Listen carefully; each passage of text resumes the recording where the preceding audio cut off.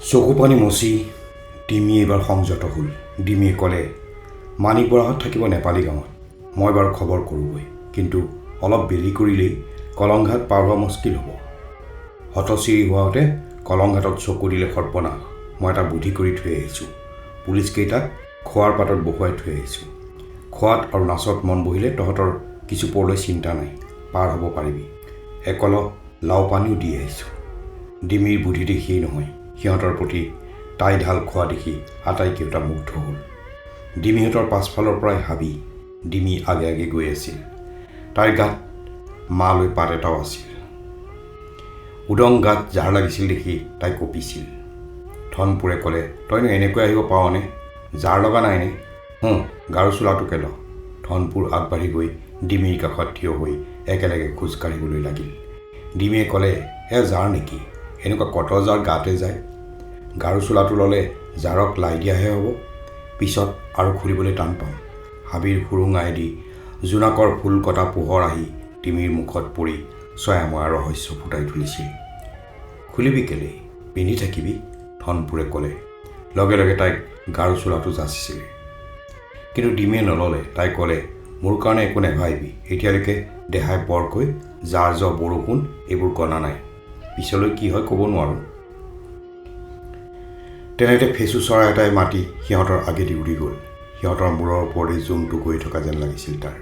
ধনপুৰে ক'লে, বিয়াৰ আগদিনা দয়ন দিয়াৰ আগতে দৰাই বাহিৰত এইদৰে ফেঁচু চৰাইৰ মাত শুনে, কিন্তু বেছিভাগ দৰাই ফেঁচু চৰাইক চিনি নাপায় আৰু কেলেইনো চাব লাগে তাকো নেজানে। মোৰ হৰিভকত এজনক কৈছিলোঁ, বোলো ফেঁচুটো ঘড়ীৰ দৰে, ফেহুজালিৰ আগজাননী নিদিয়ে। ফেঁচু ইপিনে সকলো চৰাইৰ ৰজা। দয়ননো কেলেই দিব লাগে তাকো আকৌ আটাইবোৰ দৰাই নেজানে। আচলতে সেইটো এটা উৎসৱ। কাৰণটো দৰাৰ গাত দৈ গাখীৰ লগালে মংগল হয় বুলি বিশ্বাস। সেই সময়ত দয়নৰ কথা শুনিবলৈ কাৰো ধৈৰ্য নাছিল। বাকীবোৰৰ মন কলং পাৰ হোৱাৰ বাবে উৎগ্ৰীৱ। অৱশ্যে ডিমিৰ কথা সুকীয়া। ধনপুৰে কোৱা সকলো কথাতে তাইৰ বৰ আগ্ৰহ। ডিমিয়ে ক'লে, তোৰ বিয়াত দয়ন দিয়া চাম বুলি ভাবিছোঁ, ঘূৰি আহিয়ে পাতিবি দেই। কামপুৰৰ গোসাঁইৰ ঘৰত কাৰ জানো এখন বিয়া খাইছিলোঁ, নিশা এডোখৰৰে পৰা গাভৰু ছোৱালীবোৰৰ গাত উখল মাখল। কাৰ গোফত দয়ন দিলে বেছি ফূৰ্তি হ'ব তাক তেতিয়াই সিহঁতে কল্পনা কৰে। পিলিঙা ডেকাবোৰৰ ওপৰত বেছি চকু, সিহঁতেও আশা পালি থাকে বুজিছ। গাভৰু ছোৱালী এজনীৰ হাতেদি দৈ খোৱা জানো কম ভাগ্যৰ কথা, আৰু অকল জানো দৈ খায়ে বহি থাকে। ৰহাৰ ডাক্তৰটোৱে যে বিয়া কৰাইছে গোসাঁইৰ ঘৰৰ ছোৱালীজনী, তাই তেনেকৈ এখন বিয়াত ডাক্তৰক দৈ খুৱাইছিল। তেতিয়া তেওঁ পঢ়ি আছিল, পাছ কৰা নাছিল। এইবাৰ গোসাঁইৰ কাহ শুনা গ'ল। কাহটো দমাব খুজিও তেওঁ দমাব নোৱাৰিলে। আঘোণ মাহৰ শেষ নিশা। কুঁৱলীৰ জালৰ সুৰুঙাইদি কপিলি পাৰৰ অস্পষ্ট পথাৰখন দেখা গৈছে। হাবিখনৰ মাজৰ লুংলুঙীয়া খৰি লুৰা বাটেদি কাহৰ শব্দ ভাহি আহিল। গোসাঁয়ে এৰী চাদৰেৰে বুকুখন হেঁচি ধৰিলে। নোকমাৰ ঘৰৰ চোতালত চলি থকা ঢোলৰ চেওঁ তেতিয়াও তেওঁৰ কাণত বাজি আছিল। নাম গোৱাৰ লগত এই নাচ গান নিমিলে। নাম গোৱাত গায়কে সংযমৰ মাজেদি ভগৱানৰ ওচৰত আত্মসমৰ্পণ কৰে, কিন্তু ৱংলা উৎসৱ বিহুৰ দৰে মানুহে নাচি নাচি চোতাল থৰক বৰক কৰি পেলায়। লগে লগে এটা পূৰ্ণতা আহে। নাৰী পুৰুষৰ সহযোগত যি সংযত নাচ ইয়াত তেওঁ দেখিলে, তাক চাই তেওঁৰ বুকুত হৃদকম্প উঠিছে। এখন সমাজ যে এনেকৈ চলিব পাৰে তাক তেওঁ সপোনতো ভবা নাছিল। উচ্চজাতৰ সংস্কাৰ মতে মতা তিৰোতাৰ এনেকুৱা নাচ গান সহজ আৰু স্বাভাৱিক নহয়, কিন্তু আজি যি নাচ গান তেওঁ দেখিলে, সেই নাচ গান দেখোন সহজ আৰু স্বাভাৱিক। ডিমিও অলপ আগতে নাচিছিল, গাইছিল আৰু উৎসৱৰ আনন্দত গা ঢালি দিছিল, কিন্তু সেইবাবেতো তাই ক্ষয় যোৱা নাই। তাই কৰ্তব্য কাম কৰি নিসংকোচে নিৰ্ভয়ে কৰি ফুৰিছে। নিসংকোচে ধনপুৰৰ লগত সকলো কথা বতৰা পাতিছে, অথচ ক'তো সীমা চেৰাই যোৱা নাই। তাই সতী। বন্ধ ঘৰত থাকি সতী হোৱা সহজ, কিন্তু সেই সতী বাহিৰৰ মুকলিত নীলাজী বন চুই দিলেই জয় পৰি যায়। কিন্তু ডিমিয়ে বাহিৰৰ মুকলিত থাকি সংযত চিত্তে সতীত্ব লাভ কৰিছে মেম চাহেববোৰৰ দৰে। কাহ উঠাৰ লগে লগে গোসাঁইৰ মনটো নতুন উপলব্ধিত কঁপি উঠিছে। গোসাঁনীক লগ পাবৰ মন গৈছে, ক'ব খুজিছে, এইদৰে যে বাহিৰলৈ ওলাই আহিছা ভালেই হৈছে, আৰু বাহিৰলৈ আহা, আহি একেবাৰে ডিমিৰ লগত একে শাৰীতে থিয় দিয়াহি। তেতিয়া তোমাৰ অবলাৰ ৰূপ বদলি যাব। মনত সৃষ্টি হ'ব এক সবলাৰ শক্তি। সেই শক্তিয়েই হ'ল নাৰী। হাবিৰ গছপাতৰ সুৰুঙাইদি মাজে মাজে জিলিকি থকা জোনটোলৈ চাই তেওঁৰ মনৰ কথাবোৰ কৈ আছিল। কিন্তু আকৌ জানো গোসানীক তেওঁ লগ পাব কোনে জানে। পৰজন্মত আকৌ মায়ঙত উপজেহি নে নাই কোনে জানে। সেই জ্ঞান শেষ নিশাৰ আধা ছায়া আৰু আধা অন্ধকাৰৰ দৰে অধৰা। বুকুখনত কাহ ভৰ্তি হৈ আছে, কিন্তু ঘূৰি ৰাতিলৈকে তেওঁ যেনে তেনে কাহটো বন্ধ কৰি থ'ব লাগিব। দৈহিক কষ্ট হ'ব হওক, কিন্তু মনটোৱে দেহৰ কষ্ট উপেক্ষা কৰি নকৈ ঠন ধৰি উঠিছে। গুলি খাই দেহটো শেষ হ'লে মনটোও যে নষ্ট হৈ যাব। লাহে লাহে গোসাঁইৰ কাহ বেছি হ'ল, কিন্তু কোনেও তালৈ কাণসাৰ নকৰিলে। ডিমিয়ে ধনপুৰক ৰহাৰ ডাক্তৰৰ বিয়াৰ কথা কৈ আছিল। ডাক্তৰে তেতিয়া গোফ ৰাখিছিল। সেই গোফত দৈ ৰঙৰ লগত আছিল জেতুকাৰ ৰং। কোনোবাই দুয়োটা ৰং মিহলাই পেলাইছিল। ওৰে দিনটো ডাক্তৰে যত্ন কৰিও জেতুকাৰ ৰং মুখৰ পৰা গুচাব নোৱাৰিলে। যে দেখে সেয়ে তেওঁক জোকাবলৈ ধৰিলে, আৰু শেষত সানুতাৰ নামো তাৰ লগত জড়িত হৈ পৰিল। প্ৰথমতে গলাগোপা, তাৰ পিছত বিয়াৰ সূত্ৰপাত হ'ল। এইখিনি কথা কৈ ডিমিয়ে ফুচফুচাই ধনপুৰৰ কাণে কাণে ক'লে, তোৰ বিয়াৰ আগদিনাও আমি দয়ন খেলিম, তই সোনকালে আহগৈ দেই। ধনপুৰে মগ্ন হৈ ৰহাৰ ডাক্তৰৰ আৰু দয়নৰ কথা শুনিছিল। তাৰ মনটো সুভদ্ৰাৰ ফালে ঢাল খাই গ'ল। ডিঙিত কিবা এটা লাগি ধৰা যেন লাগিল। বুকুখৰ ৰিঙা যেন বোধ হ'ল। তাৰপিছত ক'লে, ডিমি, বাচিলেহে এই জোৰ হ'ব, বাট চা, মই একোকে ক'ব পৰা নাই। হুমুনিয়া চাৰি সি ক'লে, সুভদ্ৰাই মোলৈ বাট চাই আছে, ময়ো বিয়ালৈ বাট চাই আছোঁ, কিন্তু কেইদিনমান একেবাৰে খবৰ পোৱা নাই। কি ভাৱ হৈছে জান ডিমি?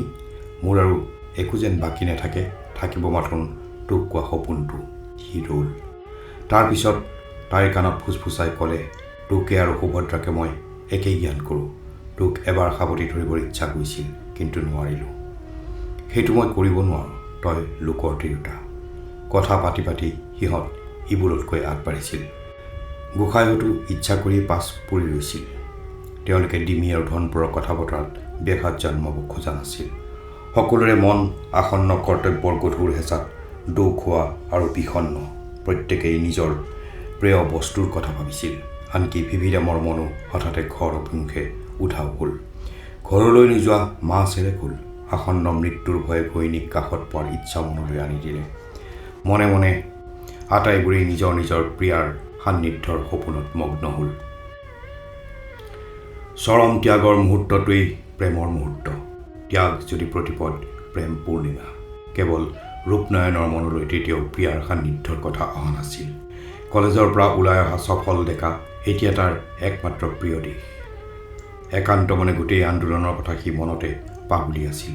কেওফালৰ পৰা পুলিচ মিলিটাৰী সিহঁতক চেপি অনা অৱস্থাত সিহঁতৰ একমাত্ৰ কৰ্তব্য হৈছে কিছুদিনলৈ নীৰৱ হৈ গৰিলা যুঁজৰ যো-জা কৰা। মায়ং ঠাইটুকুৰা বৰ সুচল ঠাই। ইয়াৰ আৰু গুৱাহাটীৰ মাজত থকা হাবিটুকুৰাত গোপন শিবিৰ পাতিবলৈ ভাল হ'ব। উত্তৰ ফালে থাকিব ব্ৰহ্মপুত্ৰ, দক্ষিণ ফালে থাকিব খাচী জয়ন্তীয়া পৰ্বত। এই কাম শেষ হ'লেই সিহঁত আহি ইয়াত স্থায়ী ঘাটি পাতি থাকিব লাগিব।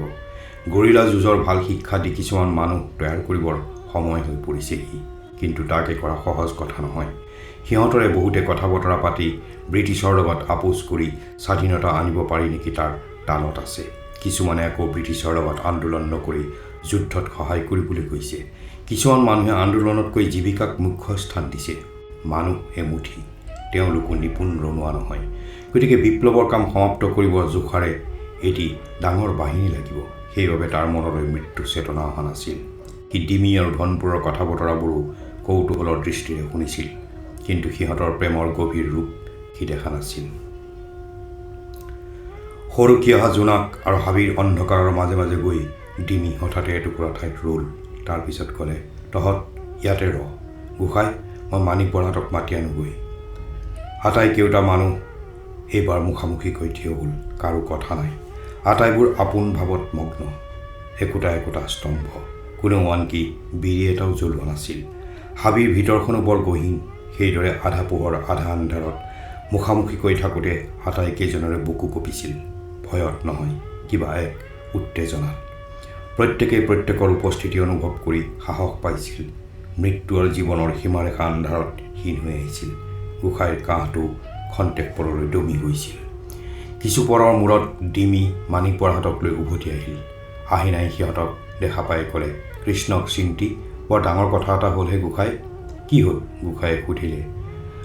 পুলিচৰে নেপালী গাঁও ভৰি পৰিছেহি। আমি চাই থোৱা ঘাটেদি নাও পাৰ কৰিব নোৱাৰিম। মাণিক বৰাই কোঁৱৰৰ হৈ উত্তৰ দিলে, এতিয়া পোৱা মাইলমান বুজাব লাগিব, ব'লা, দেৰি কৰাৰ সকাম নাই। ডিমি, তই যাগৈ। জয়ৰামক মায়ঙলৈ যাবলৈ কৈ আহিছোঁ। তেওঁ কম ভকত নহয়, গাৰো সাজপাৰ পিন্ধি যাম বুলিছে। বুদ্ধি আছে, কিন্তু কি হ'বগৈ ধৰিব পৰা নাই। লয়ৰামক যদি পাইছে তেন্তে সৰ্বনাশ। ৰেল বগোৱাৰ আগতেই সিহঁতে আমাকহে বগৰাব। জোনাকৰ এটা ৰেখা পৰি মাণিক বৰাৰ গোটেইখন মুখ পোহৰাই পেলাইছিল। ধনপুৰ গৰ্জি উঠিল। সি ক'লে, ৰেল বগৰাহে এৰিম। তোমালোক অলপ ধতুৱা হৈছে কিয়? ব'লা যাওঁ। নেপালী মানুহকেইটা নাৱত আছে নাই? আছে। সিহঁত কেতিয়াবাই গ'ল, মাণিক বৰাই ক'লে। তোমালোক কিয় নগ'লা? ধনপুৰে সুধিলে। তাৰ মাত কঠোৰ। কিনো ক'বা? এওঁ কাণীৰ খোলা উলিয়ালে, মাণিক বৰাই উত্তৰ দিলে। কথাষাৰ শেষ হ'বলৈকে নেপালে। ধনপুৰে কোঁৱৰলৈ চাই ক'লে, আপুনি যদি এতিয়াই ইয়াতে কাণীৰ খোলা নেপেলায় তেন্তে মই এখোজো লৰচৰ নকৰোঁ। মোৰ অসহ্য হৈছে। কাণী খালে ৰণ কৰা টান। ই আপোনাক এলেহুৱা কৰিছে, আমাকো আমনি দিছে। কওক, পেলাবনে নেপেলায়? ধনপুৰৰ কথাৰ সুৰ শুনি আটাইবোৰে তবক মানিলে। অপমানত দগ্ধ হৈ আহিনাই ক'লে, দেশৰ কাম কৰিবলৈ আহি কৃষ্ণক চিন্তি ফকলীয়া ল'ৰাৰ তিৰস্কাৰ শুনিছোঁ। তইনো কিমান পানীৰ মাছো কৃষ্ণক চিন্তি? তোৰ কথা মোক নেলাগে। তোমালোকে কোৱাচোন শুনো, কৃষ্ণক চিন্তি। হয় ই থাকক, নহয় মই থাকোঁ কৃষ্ণক চিন্তি। বতাহত ওপৰৰ গছ পাত কঁপিছিল। তলত মানুহৰ মুখবোৰত জোনাকে লুকাভাকু খেলিছে। ৰূপনাৰায়ণে ক'লে, আপুনিও থাকক, ধনপুৰো থাকক। আমি কোনোটোকে এৰিব নোৱাৰোঁ। ধনপুৰে বৰ মিছা কথা কোৱা নাই কোঁৱৰ। কাণীৰ সঁজুলিবোৰ পেলাই দিয়ক। কাণী এৰিব পাৰিলেহে আমাৰ এলাহ এৰিব পাৰিম। এই কথাত আনবোৰেও হয় ভৰ দিলে। আহিনা কোঁৱৰে এইবাৰ কান্দিবলৈ ধৰিলে। 5 মিনিটমান সেইদৰে গ'ল। ধনপুৰে আকৌ ক'লে, কওক, পেলাবনে নেপেলায়? এইখন ঘৰ নহয়, ৰণথলী। ইয়াত কাণীৰ দৰকাৰ নাই। তাৰ মাত কৰ্কশ হৈ উঠিল। কোঁৱৰে কন্দা বন্ধ কৰি ক'লে, তোমালোক আটাইবোৰে কৈছা যেতিয়া পেলালোঁ আৰু। কৃষ্ণক চিন্তি জীৱনৰ এইটো বৰ প্ৰিয় বস্তু আছিল। ভাবিছিলোঁ যমৰ ঘৰলৈ যাওঁতেও লৈ যাম, নহ'লগৈ। কৃষ্ণক চিন্তি তীৰ্থলৈ গ'লে বোলে মানুহে নিজৰ প্ৰিয় বস্তু এৰিব লাগে। স্বাধীনতাৰ ৰণো তীৰ্থৰ দৰে পবিত্ৰ। কৃষ্ণক চিন্তি তোৰ কথাতে এৰিলোঁ। এই বুলি টোপোলাৰ পৰা কাণী আৰু আন আন সঁজুলিবোৰ উলিয়াই লৈ তেওঁ ধনপুৰৰ মুখৰ ফালে মাৰি পঠিয়ালে। কাণীৰ ধোঁৱা খোৱাটো ধনপুৰৰ গালত পৰি উফৰি গ'ল। ধনপুৰে হাঁহি ক'লে, অঁ, এতিয়া ঠিক হ'ল। এতিয়া আপুনি আমাক বাট দেখুৱাব পাৰিব বুলি নিশ্চিন্ত হ'লোঁ। ব'লক যাওঁ হওক। ডিমি, তই যা দেই, আকৌ কাইলৈ দেখা হ'ব। ডিমিয়ে উচুপিবলৈ ধৰিলে, কিন্তু সেই উচুপনি শুনিবলৈ কোনো ৰৈ নাথাকিল। আটাই কেউজনে কপিলীঘাটৰ অভিমুখে খোজ ল'লে। জোনাকে তেতিয়াও মানুহৰ মুখে মুখে লুকাভাকু খেলিছিল। ধনপুৰৰ কাণত সেই উচুপনি কিন্তু বাজি ৰ'ল। ডিমিৰ কাষৰ পৰা যিমানে সি আঁতৰি আহিবলৈ ধৰিলে সিমানে তাৰ অন্তৰতে প্ৰবল উদাসীন কৰুণ ৰাগিনী বাজি উঠিল। হৃদয়ত যেন আৰু একো নাই, কেৱল উচুপনি আছে। বাহিৰত কুঁৱলী, ভিতৰত উচুপনি। আটাই কেউটাই নিঃশব্দে খোজ দিবলৈ ধৰিলে। সকলোতকৈ আগত আহিনা, তাৰ পাছে পাছে মাণিক বৰা, বাকীবোৰ পিছত। একোটা একোটা চাৰ দৰে সিহঁত কপিলী পাৰৰ পথাৰৰ নৰাৰ মাজেদি খোজ কাঢ়িবলৈ ধৰিলে। বেছিভাগ ধানেই কাটি নিলে গৃহস্থই, কিন্তু কেইডৰামান তেতিয়াও কাটিবলৈ বাকী আছিল।